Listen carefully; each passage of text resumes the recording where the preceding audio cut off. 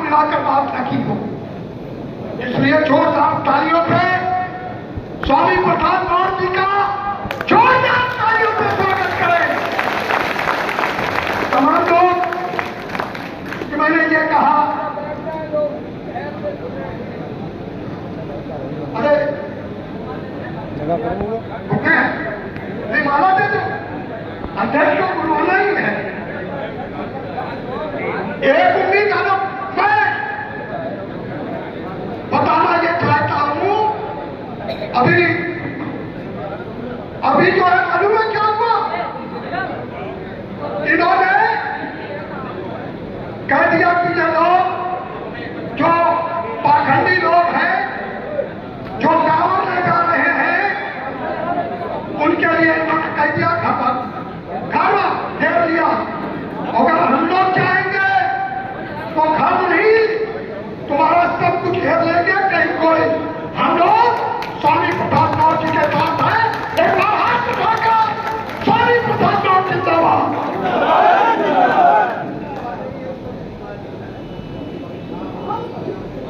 स्वामी प्रसाद गौर जिंदाबाद, जिंदाबाद, जिंदाबाद। स्वामी प्रसाद गौर जिंदाबाद, जिंदाबाद, जिंदाबाद। जय जय जय जय जय भीम, जय भीम, जय भीम, जय जय जय जय जय भीम, जय भीम, जय भीम।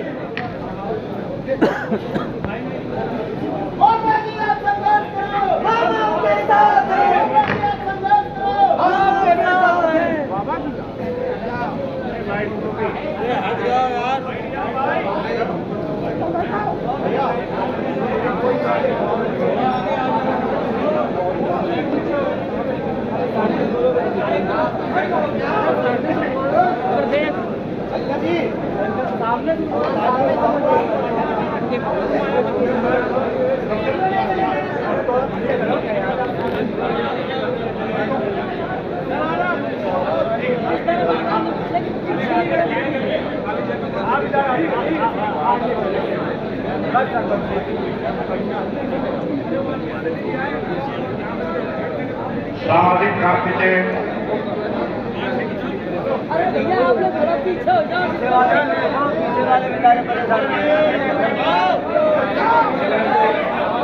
सामाजिक क्रांति के महानायक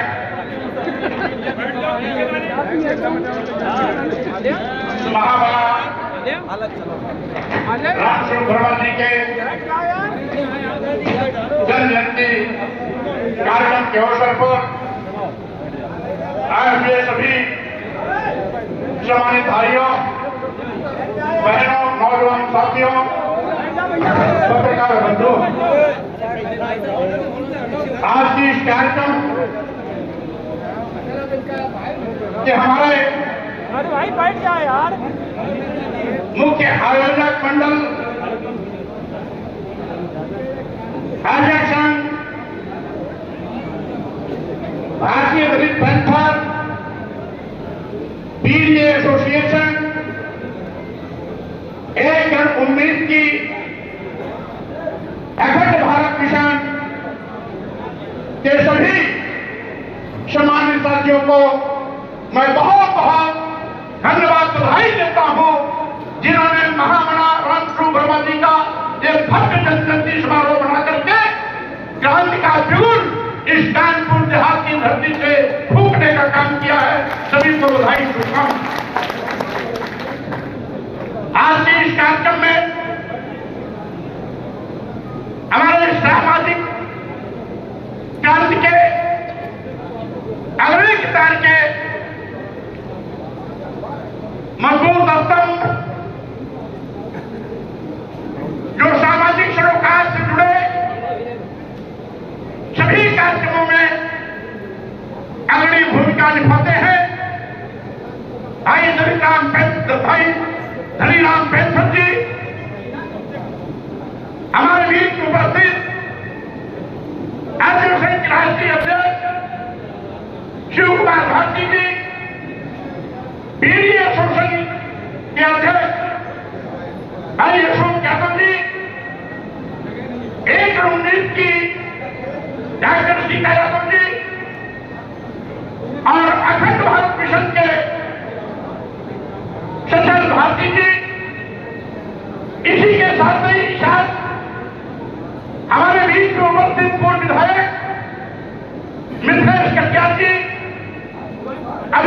बीच में बोल रहे थे भाई मुन्ना कुरैशी जी, कार्यक्रम का संचालन कर रहे राहुल तुलसी जी,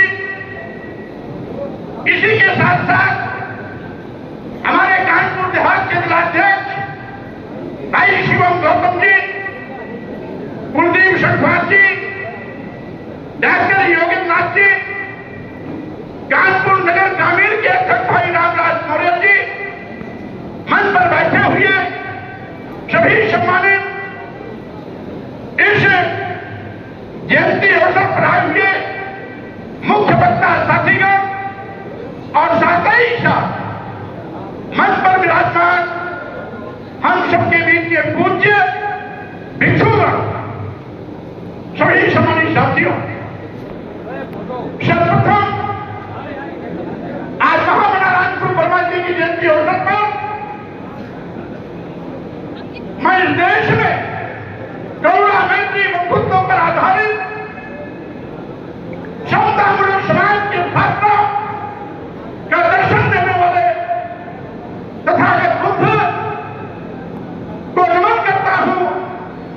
साथ ही साथ बहुजन समाज में जन्मे संतों गुरुओं, जिन्होंने समय समय पर अपनी आवाज से इस सामाजिक परिवर्तन आंदोलन को आगे बढ़ाने का काम किया,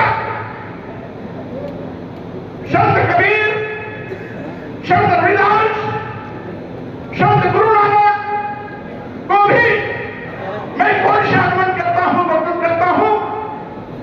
और साथ ही साथ सामाजिक क्रांति के प्रणेता ज्योतिराव फुले जी, शिक्षा की देवी सावित्रीबाई फुले जी, फातिमा सेठ जी,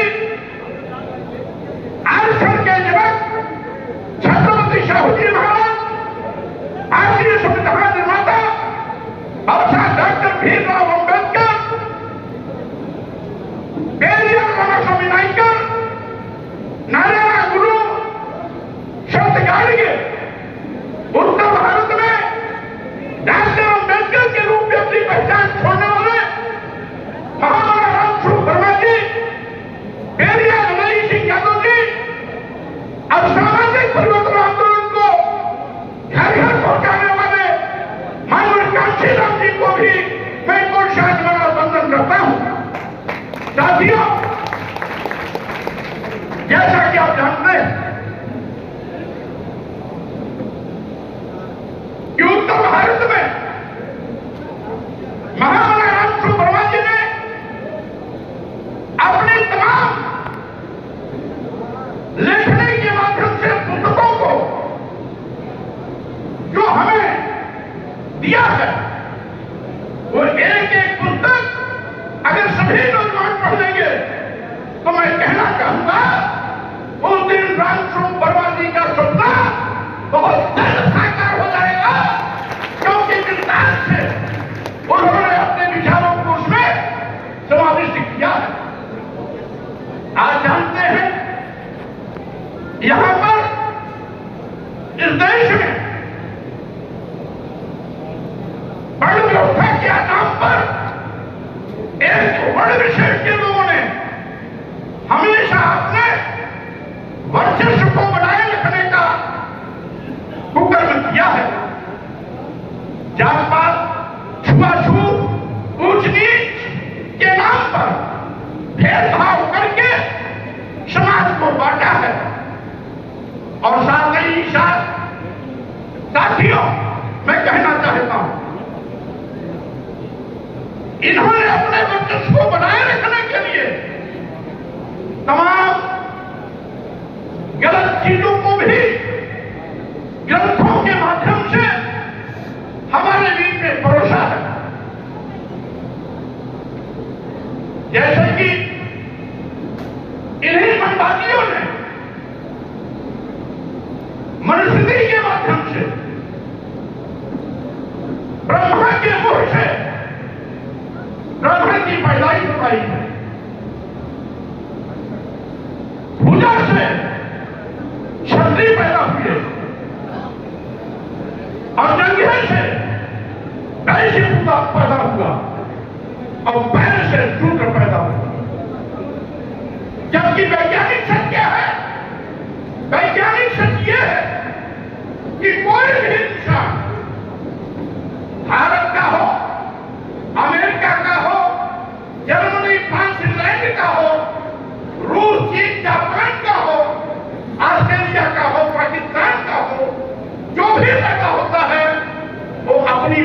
के पेट से पैदा होता है। लेकिन अपना वर्चस्व बनाए रखने के लिए इन्होंने कहा नहीं, मैं ब्रह्मा के मुंह से पैदा हुआ। तो मैं पूछना चाहता हूं, क्या ब्रह्मा के मुंह में बच्चेदानी थी क्या?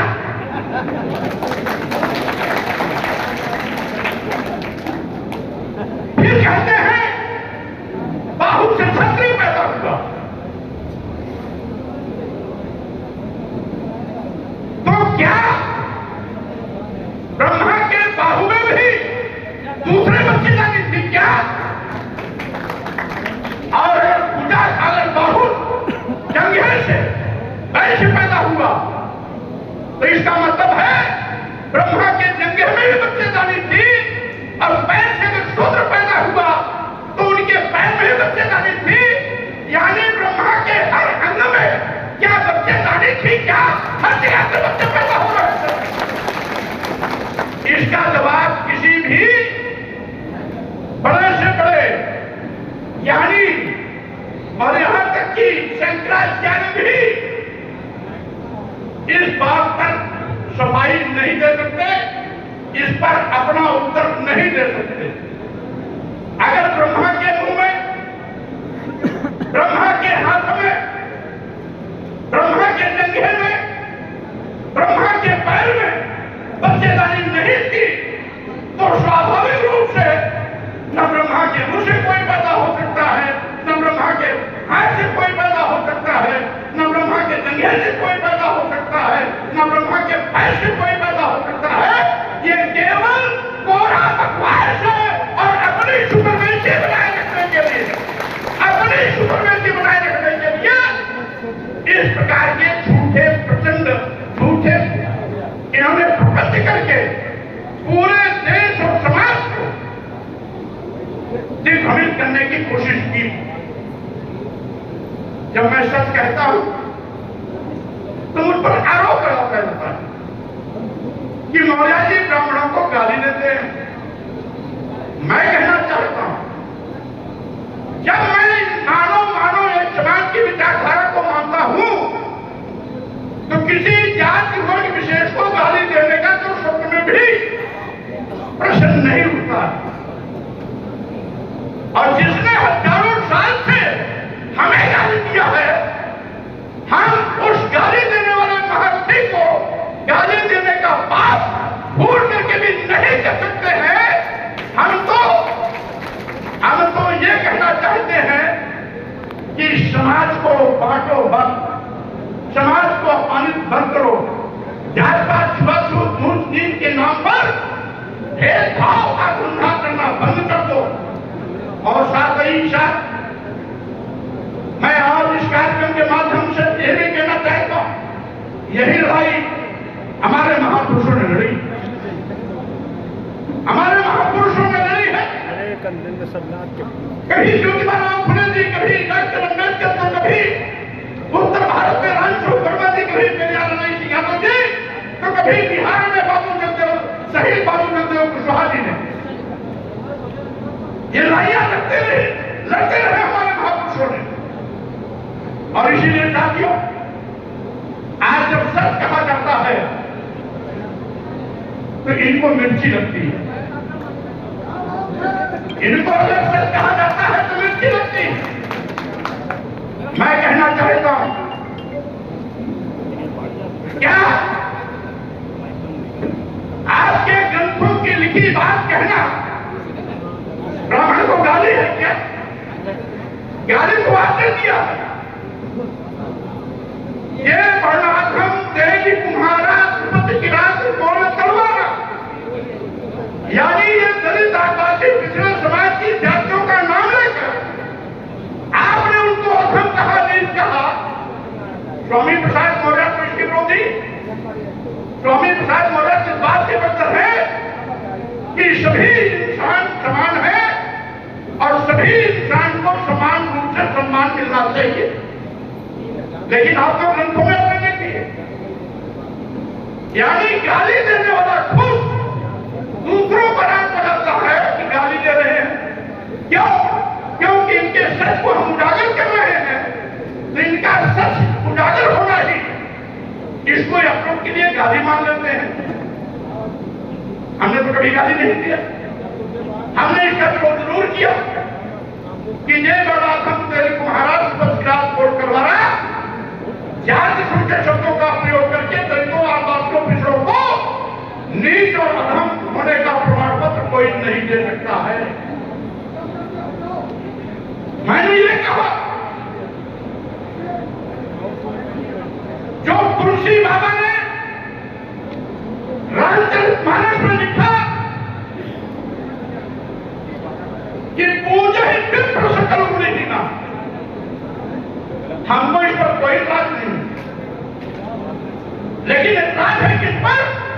जो आपने आगे ने किया कि पूजे ने शूद्र गुण ज्ञान न प्रवीणा, यानी शूद्र गुणी भी है, ज्ञानी भी है, प्रवीण भी है, ईश्वर भी है, तो भी उसका सम्मान मत करो, इस पर हमको आपत्ति है।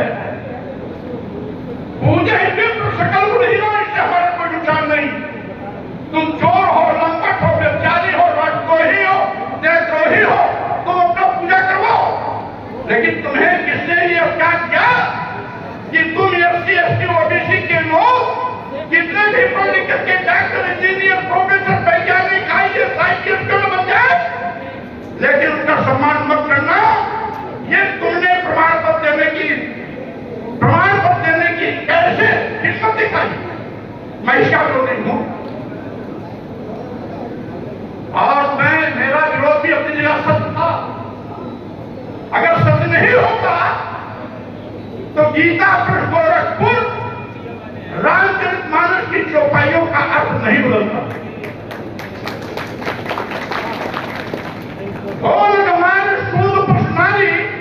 शकल ताड़ना के अधिकारी, हमने यही कहा था ना, यानी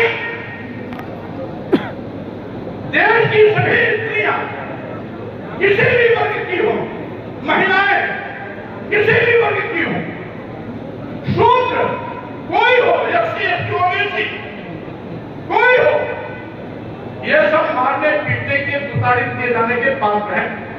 हमने इसका विरोध किया, और जो विरोध किया था आज भी कायम है। इसके लिए तो मैंने महामहिम राष्ट्रपति जी को, प्रधानमंत्री जी को लिखित पत्र भी भेजा था, उनकी पावती भी आई थी कि ऐसे धर्म ग्रंथ के नाम पर इस देश के 90-92% दलित आदिवासी विषय को गाली नहीं दिया जा सकता। देश की आबादी, आधी आबादी महिलाओं को मारने पीटने प्रताड़ित करने के लिए उकसाया नहीं जा सकता, या धर्म के नाम पर फरमानदारी नहीं किया जा सकता।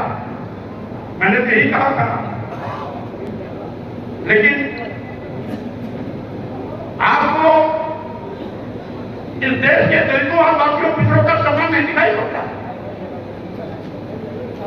मध्य प्रदेश में आदिवासियों के सिर पर पेशाब किसने किया? भाजपा का ब्राह्मण विधायक और उसका जो प्रतिनिधि था वो भी ब्राह्मण था, पेशाब उसने किया। मध्य प्रदेश में दलित आदिवासी के पिछड़े एक दलित के शरीर में मलमूत्र ले करके अपने मूछे को कौन नहीं कहा था? भाजपा का ही एक नेता जो जात का ब्राह्मण था। मैं कहना चाहता हूं, इस देश के महामहिम राष्ट्रपति जब रामनाथ कोविंद जी थे तो राजस्थान के ब्रह्मा मंदिर में उनको प्रवेश से किसने रोका था? वहां के पंडित पुजारी ब्राह्मणों ने रोका था। यानी देश के राष्ट्रपति होने के बावजूद भी रामनाथ कोविंद को राजस्थान के ब्रह्मा मंदिर में इसलिए नहीं जाने दिया क्योंकि वो दलित थे।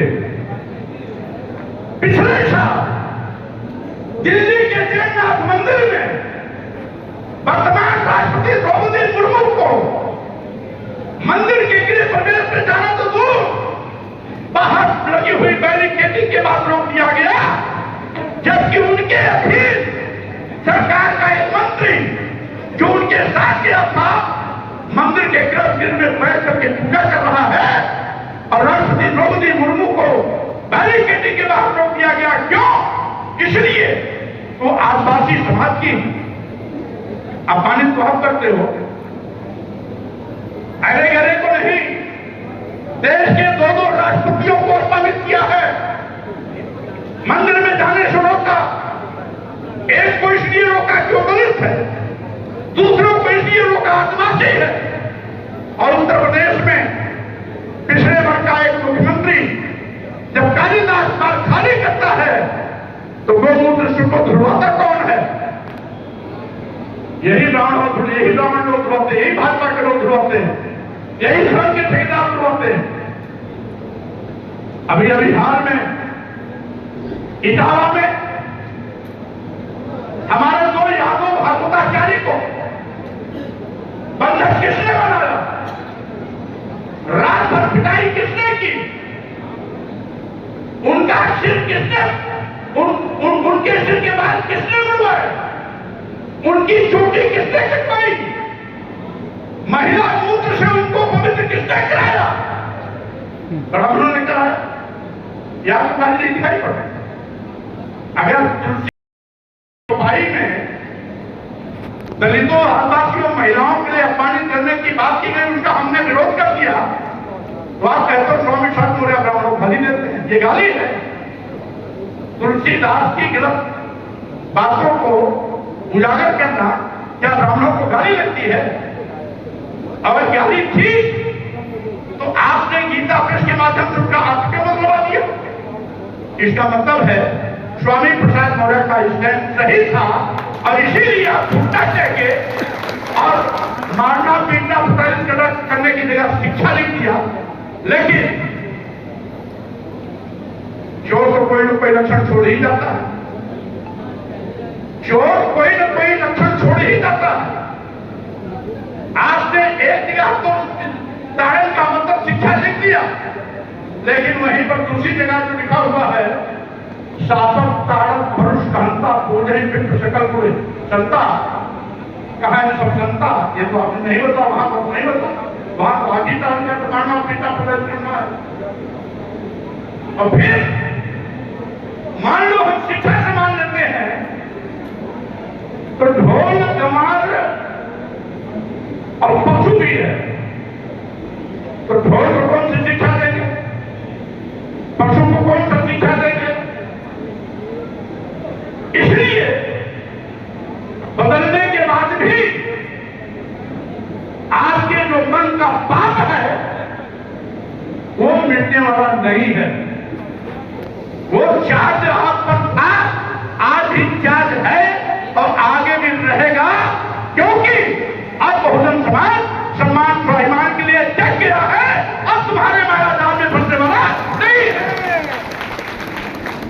और साथियों, मैं ये कहना चाहता हूं, आज आपको सचेत सावधान रहने की आवश्यकता है। विशेष रूप से महामना रामशुभ वर्मा पेरियाराजी सिंह यादव की धरती, उन्होंने बहुत पहले इस देश के बहुजन समाज को अर्चक को सावधान किया था। उसमें समझ में नहीं आया। अगर उसमें सभी लोग सम्मान स्वाभिमान के लिए खड़े हो गए होते तो आज तक मनोभाव हमेशा हमेशा के लिए जमीन के अंदर दफन हो गया होगा। आज फिर से इस पर हमला करने की आवश्यकता नहीं पड़ती। लेकिन उस समय कानपुर देहात के लोग सो रहे हैं। कानपुर देहात ही नहीं, उत्तर प्रदेश के लोग भी सो रहे हैं। और समाज को उस समय जो ताकत महामना रामशुभ वर्मा और पेरियाराजी सिंह यादव जी के साथ खड़ा होकर देना चाहिए था, वो नहीं हो सका। और यही कारण है कि मेहनत आपकी बढ़ गई। अब आप सभी को एक अभियान चलाना पड़ेगा।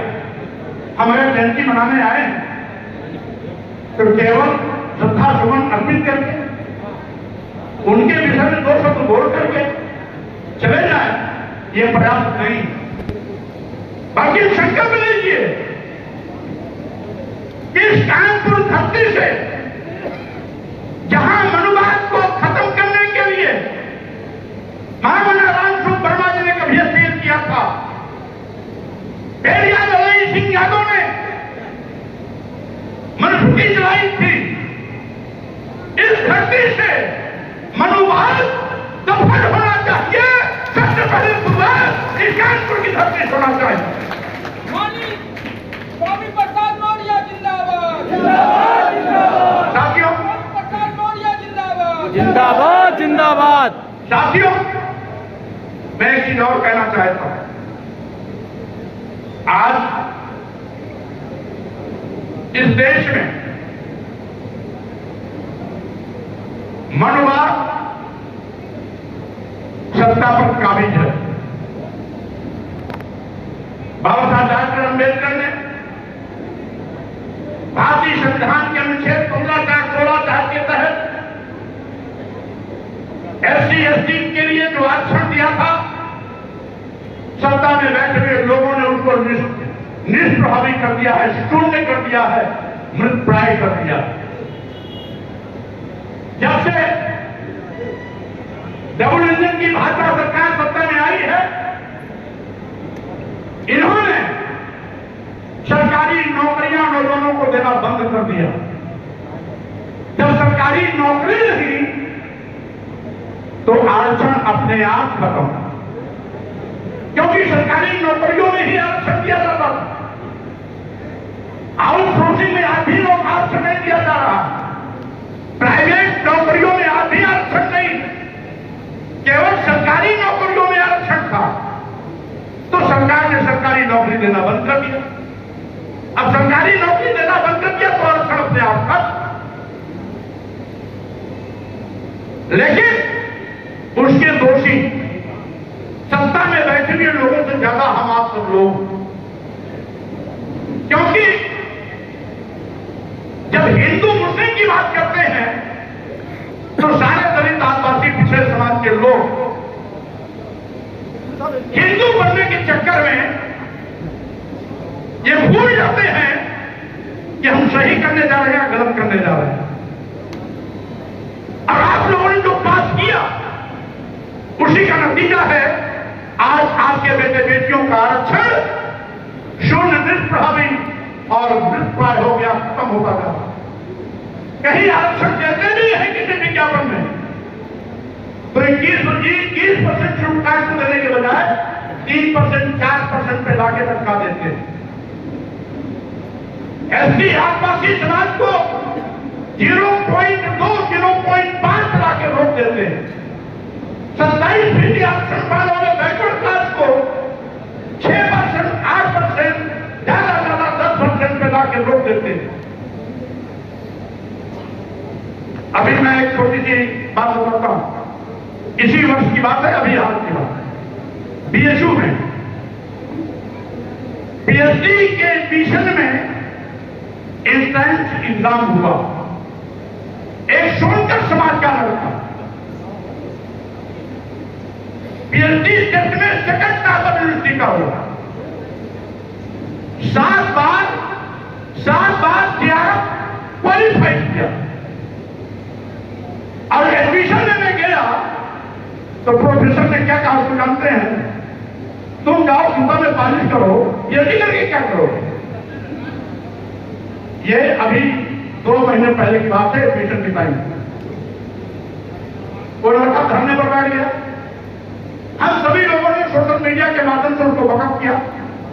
पूरे देश में बड़े पैमाने पर लाखों की तादाद में उनके लोग साथ खड़े हुए। जब देखा कि BSU प्रशासन की बड़ी किरकिरी हो रही है तो 10वें दिन उस लड़के का अंतर खुलवाकर उसको ले जाके एडमिशन करवाया। 10वें दिन उसी विश्वविद्यालय में पिछले वर्ष जिसको मैंने हाउस में भी उठाया था, IIM के पोस्ट ग्रेजुएशन में 8 सीटें थी। टेस्ट हुआ, 8 बच्चे सेलेक्ट किए। उन 8 बच्चों में मात्र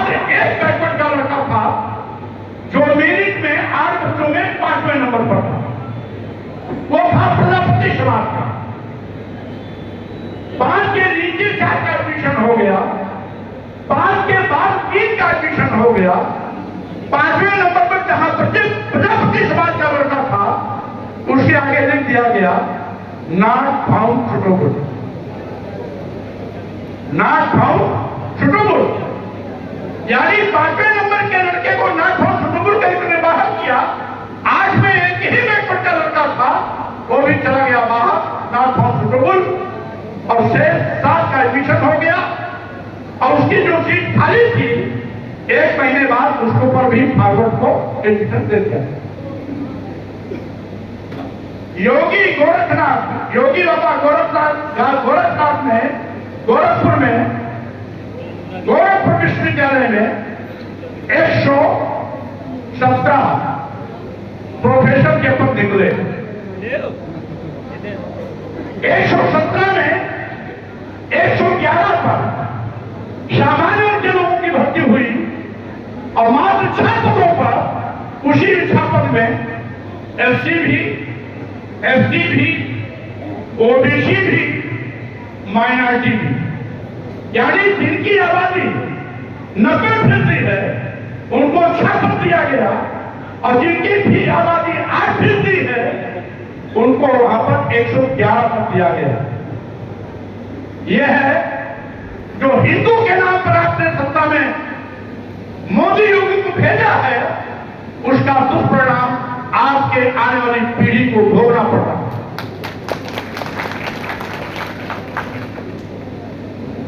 और एक चीज, चुनाव के वक्त में एससी एसटी ओबीसी हिंदू हो जाता है, लेकिन जब ये सत्ता में बैठ जाते हैं तो एससी एसटी ओबीसी को हिंदू नहीं मानते।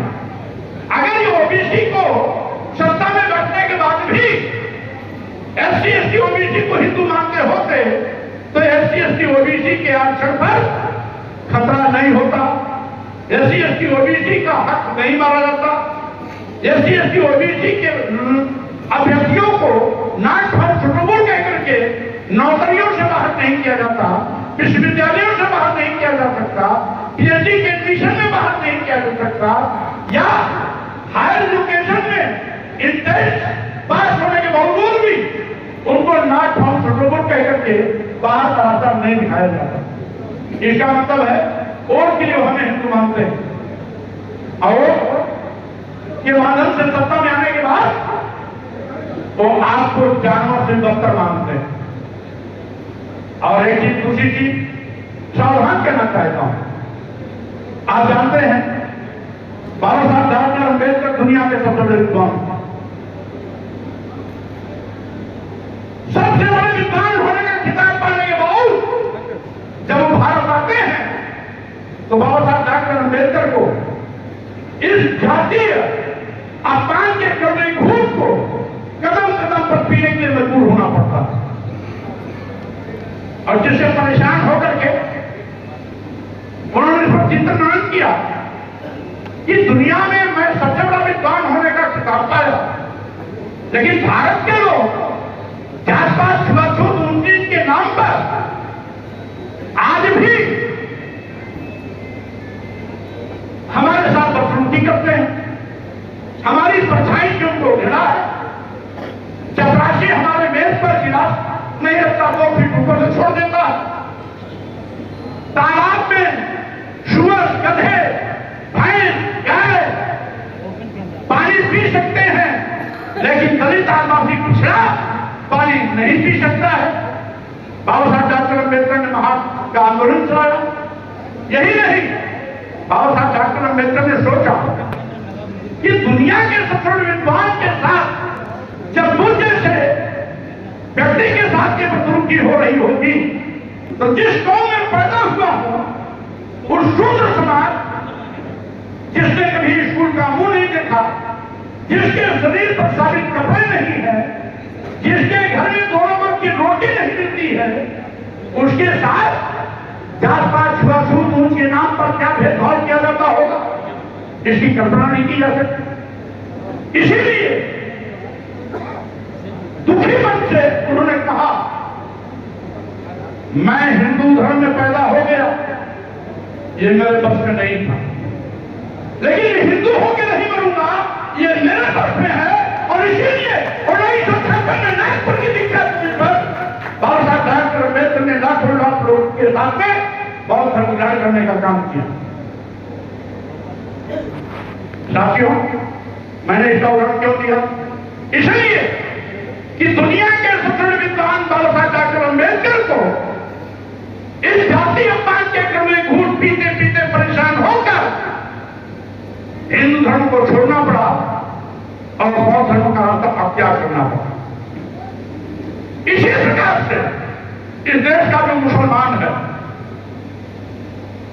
यह ईरान से नहीं आया, इराक से नहीं आया, सऊदिया से नहीं आया, वो भारत का शूद्र था, वो दलित था, आदिवासी था, पिछड़ा था।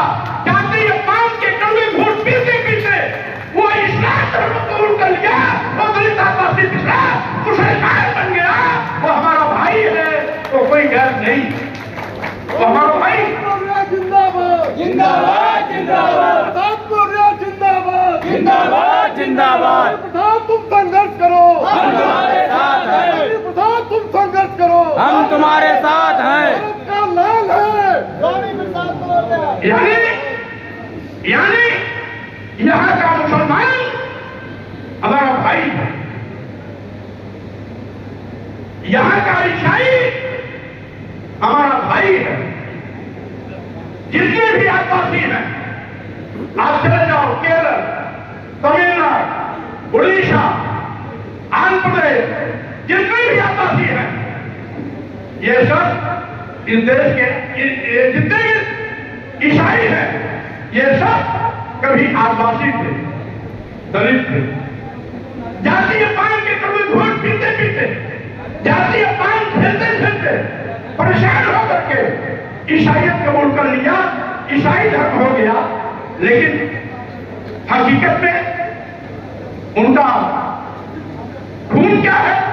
उनका खून हमारा खून है, वो हमारे भाई है, वो दलित आदिवासी पिछड़े मनवादी भाषा में और शूद्र है। और शूद्र ही जब बाबा साहब डॉक्टर अम्बेडकर को बहुत भुगतना पड़ा, इसी प्रकार से यहाँ के तमाम हमारे दलित आदिवासी पिछड़े भाइयों को इस्लाम धर्म को करना पड़ा, मुसलमान बन गए। ईसाई धर्म को करना पड़ा, ईसाई बन गए। और गुरु नानक ने तो इस हिंदू पोंगापंथी व्यवस्था से मुक्त पाने के लिए, मूर्त पूजा से मुक्ति पाने के लिए, पाखंड से बचने के लिए, जात पात धर्म, जात पात अछूआछूत और ऊंच नीच भेदभाव से हटने के लिए उन्होंने सिख धर्म का इजाद कर दिया, जिसमें कोई मूर्त पूजा है ही नहीं। सिख धर्म में कोई मूर्त पूजा है ही नहीं, कोई पाखंड नहीं, कोई जात पात छुआछूत ऊंच नीच का भाव नहीं। यानी इस देश में बौद्ध, मुसलमान, ईसाई, सिख जितने भी है, वो सब कभी इस देश के दलित आदिवासी पिछड़े थे, यहाँ के मूल निवासी थे, जो समय समय पर सलमान और शाहीमान की चाहत में कोई बौद्ध बना, कोई ईसाई बना, कोई मुसलमान बना, कोई सिख बना। ये कोई और नहीं है, ये मनवाद के वो विरोधी सताए गए लोग हैं, जो मनवाद को खत्म करने के लिए इन्होंने अपना रास्ता बदला। और उसको हमें याद रखो, गंभीरता से लेना इसलिए चाहिए, इसका जिक्र हमने इसलिए किया कि जब ये कहते हैं हिंदू मुस्लिम, तो हिंदू के नाम पर कौन लड़ता है? दलित आदिवासी पिछड़ा लड़ता है। हिंदू मुसलमान राइट हुआ अगर कभी, तो हिंदू के नाम पर दलित आदिवासी पिछड़ा मरे या मुसलमान मरे, इनका क्या बिगड़ रहा है? ये तो भाई का भाई सरकार का है, इधर का असर करे तो उधर का असर करे तो। ये सब दलित आदिवासी पिछड़े थे, ये सब दलित आदिवासी पिछड़े हैं जो धर्म परिवर्तन किया। इधर भी मरे, उधर भी मरे, ज्यादा कौन? उनका क्या नुकसान? उनकी गद्दी साफ, उनका चढ़ावा सुरक्षित, उनका मठ ही उनका सब कुछ। और इसीलिए मैं कहना चाहता हूं ये भी अभियान चलाओ। यहाँ का दलित आदिवासी पिछड़ा ही बौद्ध है, सिख है, ईसाई है, मुसलमान है, कोई विदेश से नहीं आया, कोई बाहर से नहीं आया। किसी भी ईसाई को बगल में खड़ा कर दो, किसी मुसलमान को बगल में खड़ा कर दो, दलित आदिवासी पिछड़े को बगल में खड़ा कर दो, सबका रंग रूप एक है, सबका रंग रूप एक है। बाहर से आने वालों का चेहरा किसी को नहीं दिखाई पड़ा, सब भी भारतीय लोग हैं, भारत के लोग हैं। और इसीलिए साथियों, मैं आपसे कहना चाहता हूं, इनके तिक्रम से आपको सावधान रहना, इनके तिक्रम से आपको सावधान रहना। दलित आदिवासी पिछड़े समाज के लोग आज आपके हकों पर डकैती डाली जा रही, आपके बेटे बेटियों की नौकरी खत्म होने जा रही, आपका आरक्षण शून्य निष्प्रभावी किया जा रहा है, आपके बच्चों का स्कूल बंद करने का पास किया जा रहा है। 27,700 के स्कूल बंद करने की इनकी योजना। इन गांव के स्कूल में कौन पढ़ता है? गरीब का बच्चा, दलित का बच्चा, आदिवासी का बच्चा, किसान का बच्चा, मजदूर का बच्चा, यही तो पढ़ते हैं। कोई अमीर पढ़ता है, कोई पंडित जी का बच्चा पढ़ता है, कोई बाबू साहब का बच्चा पढ़ता है। ये गरीब के बच्चे न पढ़ पाए, इसलिए स्कूल बंद करने की साजिश चल रही है। ये तो हमने इसका करके विरोध किया, प्रदेश मुख्यालय पर भी, जिला मुख्यालय पर भी, विकास खंडों में मोटर ये बाइक रैली के माध्यम से भी हमने हर समय इसका विरोध किया, जिसके नाते सरकार को अपना निर्णय वापस लेना पड़ा। लेकिन अभी भी सावधान रहने की आवश्यकता है। इनके मन में भी बात है, उच्च शिक्षा कितना महंगा करते रहे हैं कि गरीब का बेटा बेटी न पढ़ पावे। और साथियों, मैं एक चीज और आपको सावधान करना चाहता हूं। पहले बाबा साहब डॉक्टर अम्बेडकर के भारतीय संविधान के पहले हमें धर्म के नाम पर इन्होंने धन सती शिक्षा सम्मान से वंचित किया। नारी शूद्रो दंध्यता, हमारे महापुरुषों के संघर्षों ने, हमारे भारतीय संविधान ने हम सबको मौलिक अधिकार के रूप में राइट टू एजुकेशन एक्ट के माध्यम से हमें पढ़ने लिखने का अधिकार मिला। लेकिन आज शिक्षा को महंगी करके विश्वविद्यालय से आज के बेटे बेटियों को एडमिशन से रोका जा रहा है। नॉट फॉर ट्रबल हथियार का इस्तेमाल कर आपकी प्रतिभाओं को नजरअंदाज किया जा रहा है। और यही नहीं, इस सरकार ने एक चाल और चली, इन्होंने एक योजना चलाई है, क्या जानते हैं? इन्होंने विश्वकर्मा सम्मान योजना चलाई। इस योजना का क्या मतलब है जानते हैं? इस योजना का मतलब है जो बाप दादा पुश्तैनी काम करते रहे, उस पुश्तैनी काम को करो, उसको बढ़ावा देने की योजना है। यानी मोची का लड़का वो IAS आईपीएस बनने की सपना न देखे। इनकी योजना है कि मोची का लड़का मोची गिरी करे, बढ़ई का लड़का बढ़ई गिरी करे, लोहार का लड़का लोहारी करे, सब्जी बेचने वाले का बेटा बेटी सब्जी बेचे, दूध दही बेचने वाले का बेटा दूध दही बेचे, जो बांस की दलिया दौड़ी आज बनती है उसका लड़का वो दलिया दौड़ी बनावे। यानी जो पुश्तैनी काम है, भांगी का लड़का वो पढ़ाई लिखाई करके डॉक्टर इंजीनियर बनने का सपना न देकर वो अपने पुश्तैनी काम को करे। और पुश्तैनी काम करने के लिए आर्थिक मदद देने के लिए ही ये विश्वकर्मा सम्मान योजना बनाई गई है। एक धोखा है, छलावा है। 400 के पार का आंकड़ा देने वाले लोग भारतीय संविधान बदलने से चूक गए, आज बैसाखी पे आ गए, तो अब उन्होंने नई चाल और नई टिकट चली है कि भारतीय संविधान को हम अगर नहीं बदल पाए तो हम अपनी नीतियों को लागू करके उस भारतीय संविधान की दी गई व्यवस्था को हम कुंठित कर सकते हैं, उसको दबा सकते हैं, भारतीय संविधान की बात को हम पीछे कर सकते हैं और इन योजनाओं के माध्यम से हम इनको अपने मकड़जाल में फंसा सकते हैं। इससे सावधान रहने की आवश्यकता है। साथियों, हमारे महापुरुषों ने एक लंबी लड़ाइयां लड़ी। ये जो आपको आज साफ कपड़ों में बैठने का मौका मिल रहा है ना, ये हमारे महापुरुषों के संघर्षों की देन है। ये देन है फूले जी की, साहू जी की, डॉक्टर अम्बेडकर की, और इसी प्रकार से समय समय पर पैदा होने वाले हमारे जांबाज तमाम सामाजिक परिवर्तन के उपरांत वाले महानायकों की, पेरियार रामास्वामी नायकर, नारायण गुरु, शंकराचार्य, आपके महामना राम सुब्रमण्यम जी, पेरियार सिंह यादव जी, मानवता श्रीराम जी, बाबू शहीद जगदेव कुशवाहा जी, आप तमाम लोगों की मेहनत है जो समय समय पर आपके सम्मान और स्वाभिमान की न केवल लड़ाई लड़े, जो बाबा साहब के रूप में भारतीय संविधान लिखने का मौका पाए, तो सारे के सारे हजारों साल की आपकी पीढ़ी बनाने के लिए संविधान के माध्यम से आपको मौलिक अधिकार किया और मौलिक अधिकार पर आज कुल्हाड़ी चल रही है। आज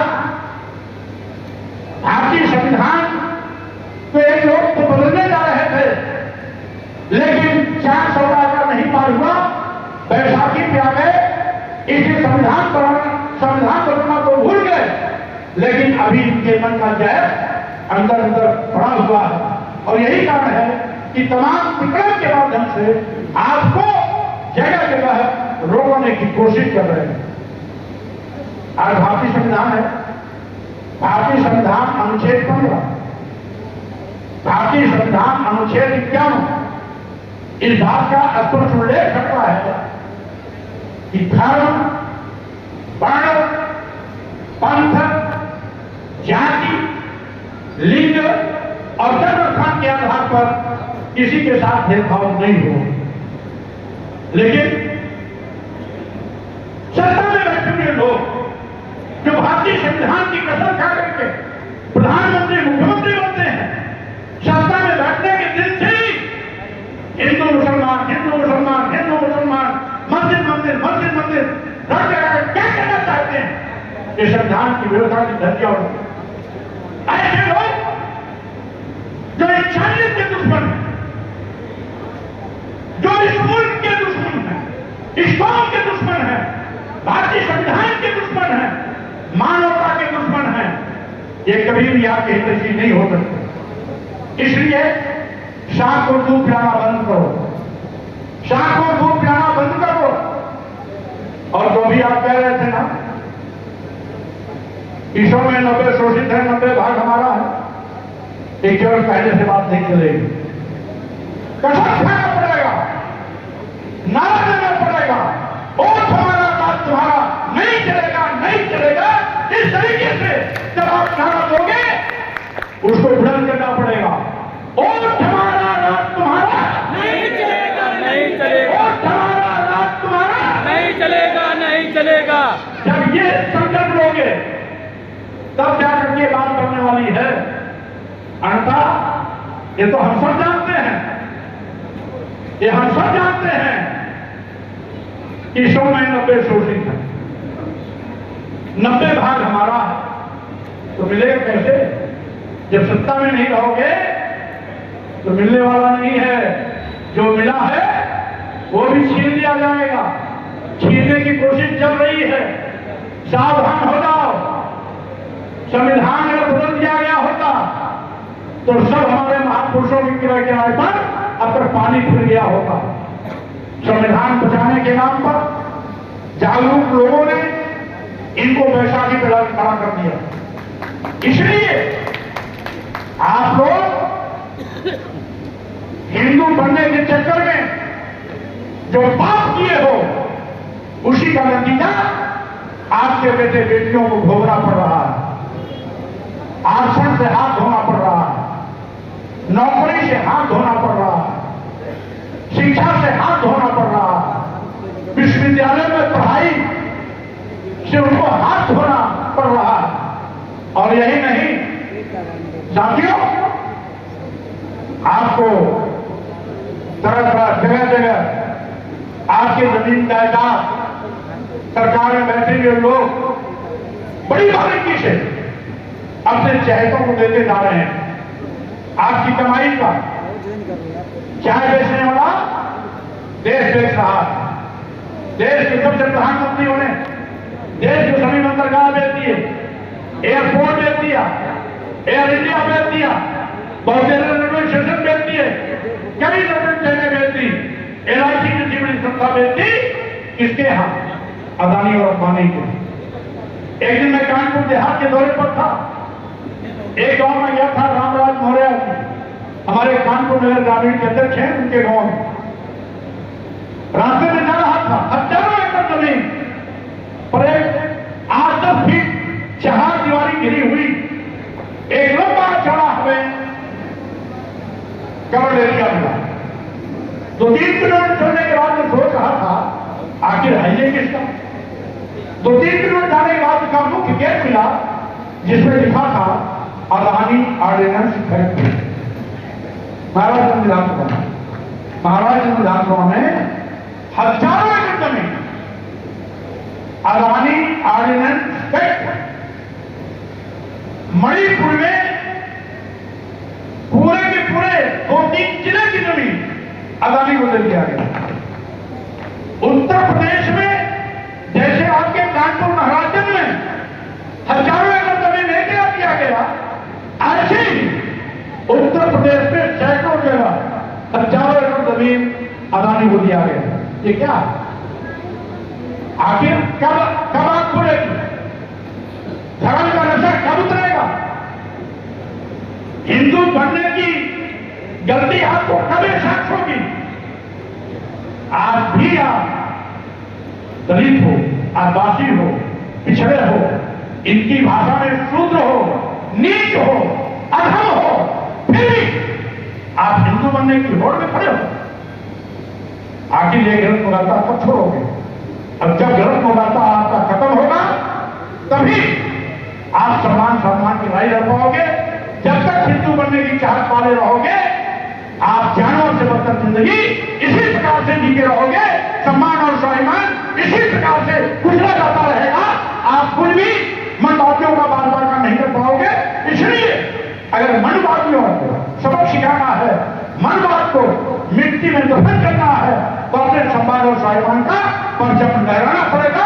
इन्हीं शब्दों के साथ मैं आप सबको बहुत बहुत धन्यवाद देता हूँ।